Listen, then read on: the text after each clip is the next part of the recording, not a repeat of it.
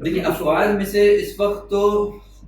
اکیلا کوئی بھی ملک ایسا نہیں ہے جو براہ راست اسرائیل سے جنگ لڑ سکے، کیونکہ میں نے آپ سے عرض کیا کہ اسرائیل نہیں ہے، اصل میں امریکہ ہے سامنے.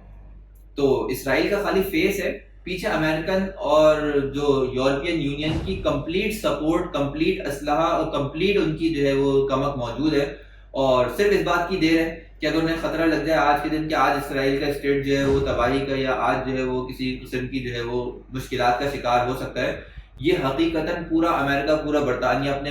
بحری بیڑے لا کے میڈیٹیرین سی میں کھڑا کر دے گا اسرائیل کے پیچھے.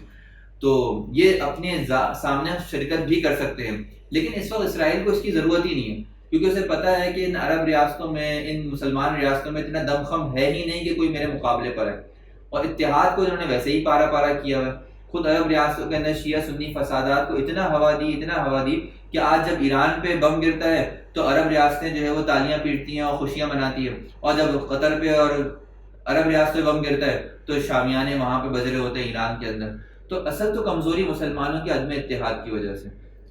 کیا ہی وجہ، کیا ہی خوبصورت وہ ہوتا کہ اگر یہ ساری ریاستیں متحد ہوتی اور ان کے جو ہے کیا کہتے ہیں اتحاد کی وجہ سے کسی بھی ایک ریاست کو اتنی جرت اور اتنی طاقت نہیں ہوتی کہ یہاں پہ آ کے بدماشی کر سکے. خاص طور پہ آپ نے دیکھا ہوگا اسرائیل کا تو رقبہ ہی ایسا ہے کہ کہیں کہ ایک